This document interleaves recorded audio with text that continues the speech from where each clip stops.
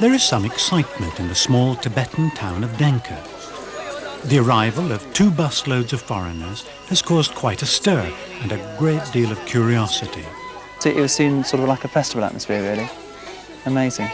And the kids were great because they were so curious and looking in cameras and pockets and torches, you name it, they were interested in everything.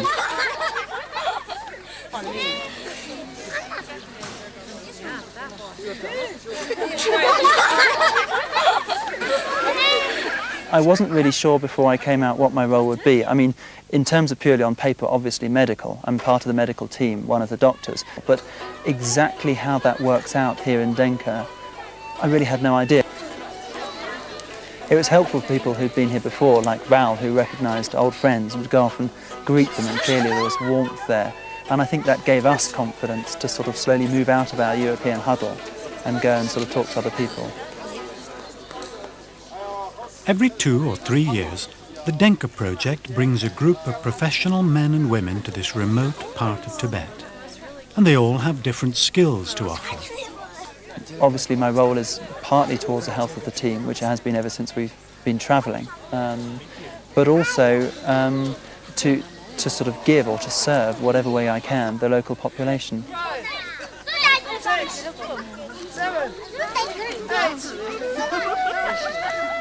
1,000 kilometers up the Yangtze River, the little town of Dengke nestles in a quiet, fertile valley.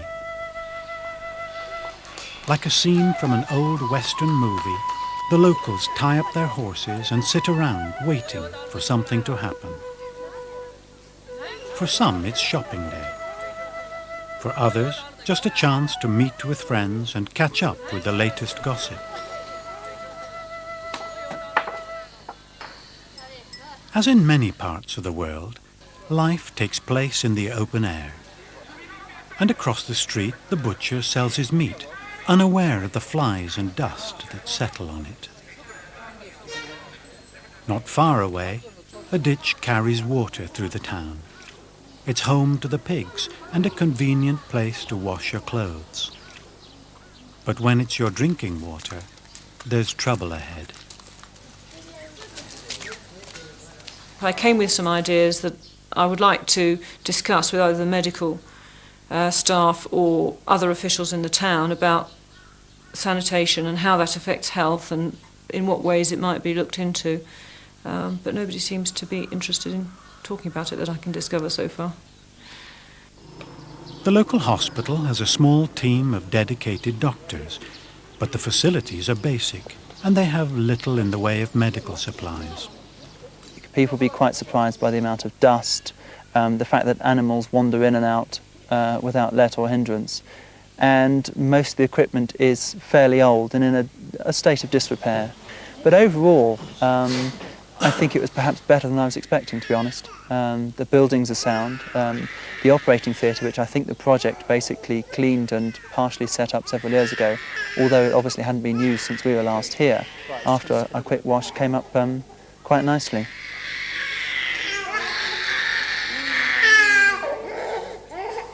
So I suppose in terms of the hospital, I would say that for all of us, our role is to fit in as far as we can, to help them as far as we can, to build up their confidence as far as we can, and if there are any ways in which we can help them in terms of teaching or things, that's wonderful. But we expect to learn as much as we expect to teach. In another part of the hospital, a young man has his hearing tested.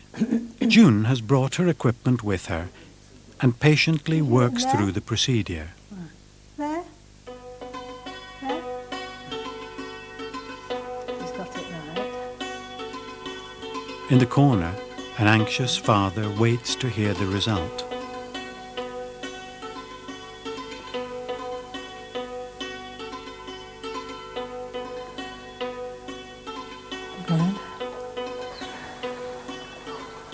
For those who are severely deaf, there's a limited supply of solar-powered hearing aids that run without the need of expensive batteries. To own such a device is a matter of great pride. But where the problem is short-term or less severe, a little imagination is required. A plastic funnel and a length of tubing work just as well. And I think perhaps they might have been slightly anxious that we were going to sort of swan in a very arrogant colonial manner and start sort of, you know, doing Western medicine in their hospital and almost sort of shove them out, and the local population would therefore look down upon them. And I'm sure that was a real anxiety for them, and I think that was perhaps entirely reasonable on their behalf. So we very much tried to say, we're here to offer our services to help you as we can. We're not here to show you around, to teach you, to lecture you, and we're here to learn as much from you as you learn from us. At her home in England, Kathy belongs to a small medical practice where all the doctors are committed to serving God in every way they can. They have decided to give each other time off for projects such as this. It's a very different world here and calls for more than the usual medical skills to cope with each situation. Forming a diagnosis requires love, understanding, and a lot of patience. Every question and answer works its way tediously through two separate translations, from English to the team's Chinese interpreter, from her to the local Tibetan doctor, who then questions the patient in her own language.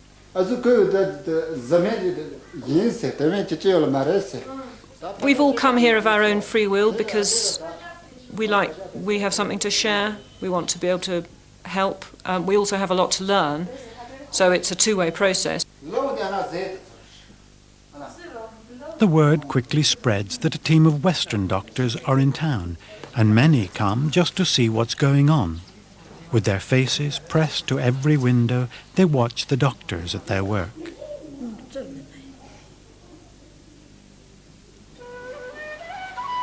2 or 3 miles further down the road stands the little village of Wento. It doesn't have many inhabitants, but across the valley sits a little old lady, separated from her home and family by a noisy mountain river and 1,000 years of fear and superstition. Chinso is a leper.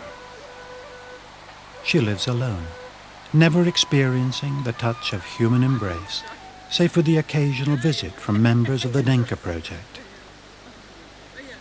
I think the things that sort of touched me the most on this trip and previous trips have been the people who I've seen have been the outcasts, really, of society, where people have, out of fear or superstition, are afraid to touch them because they have some sort of illness or disability.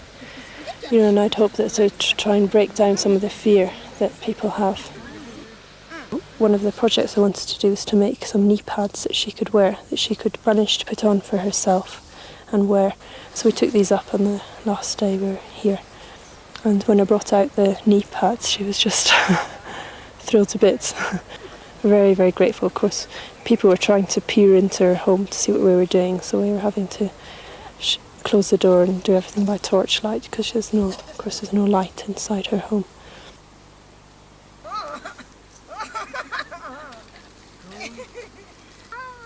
Chinso has been having some trouble with one of her teeth, and on this occasion they have taken Jill, the team dentist, along with them.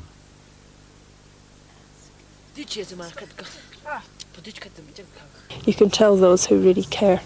And Udrin is one of the people who, she said to me, Shapare, Shinso Shapare. That means that Shinso is her friend. And so that is wonderful because, you know, maybe something of our visiting Shinso has also compelled Udrin to also visit her. And they have a bit of a joke and banter between each other because Shinso's quite a character. And that's what I like very much about her. You can have a little bit of a joke with her and a bit of fun with her as well, but you know, sensitively. But she's quite a character, and she sorts the crowd out round her.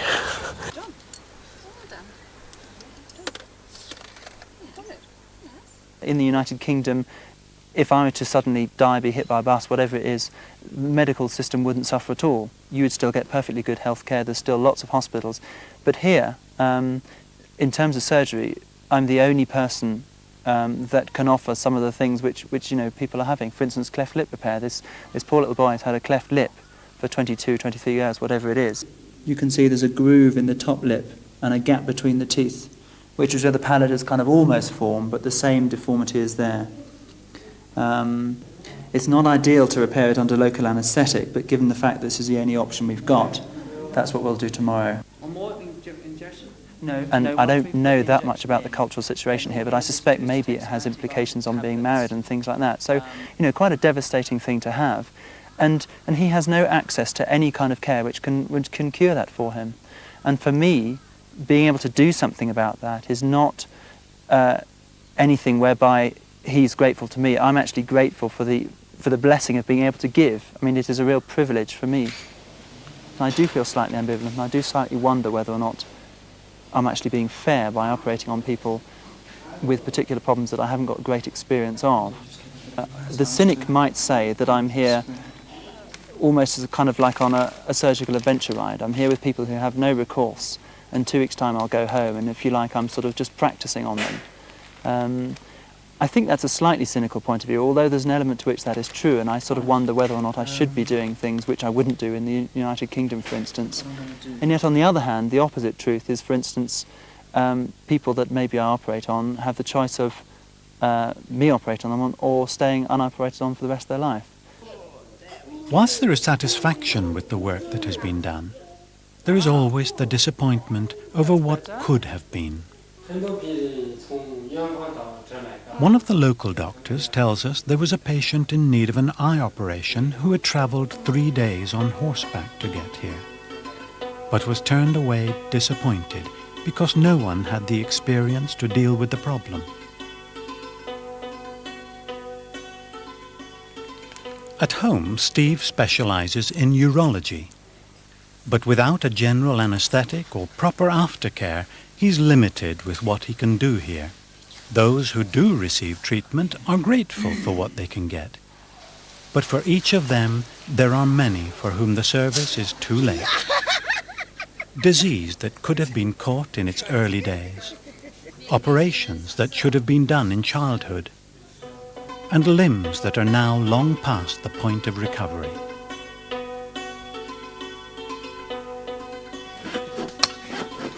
Between seeing to patients, there is time for other things. Jill gets stuck in with the team of engineers who are working on the hospital water supply. I personally have been doing as little as possible because I've been trying to train other people. And so the director yesterday took over. He took out all the teeth. And on Friday, I think it was, OJ took out all the teeth. And so that's good. I'm, just sort of saying, well done. But perhaps if you did it like so-and-so, just this way, that way. So it works. So when you arise, O Lord, on Sunday, when the whole expedition gets together for a time of worship, Steve takes his turn to encourage the team with teaching from the scriptures. And all of a sudden the dark side comes, and you see things like greed. You see things like... It's a fallacy, I think. Many people believe that in the Western world everybody believes in Jesus. It's just not true. Most people believe in nothing. They worship money and what have you. A minority of people are believers and very much stand against the tide of materialism. And I met a group of these people and I was absolutely bowled over. I'd never seen or met anybody like this because they were just so different. They loved each other, they had care for each other, they were more concerned for each other than they were for themselves, which threw into very sharp contrast my own sort of characteristics and personality of being very selfish and very arrogant. I was concerned about me, my A-levels, my career, my salary, my house, all of this stuff. That was what concerned me. And I met these people who were completely different. And they were happy. They were just so happy. They'd found it. And I thought to myself, goodness me, I don't know what is with these people, but whatever it is, I want it. So here among, yes, people who are very poor, who have very little materially, it somehow seems very appropriate to be a follower of Jesus and to be here. It just seems right. Everything that I do, I want to do purely as a kind of a thank you, a gift. An offering to Jesus himself, to say thank you for what you've given me. We make no charge at all for what we're doing. The patients have to pay a fee to the hospital for any medicines that they're prescribed, but any service that we give is totally free of charge. Having experienced the love of Christ myself and his unconditional love for me, I want to be able to share that love with other people and to be able to to show his love. It spills, it's sort of out of what he has done for me. I would pray that it's his love flowing through me that will touch others.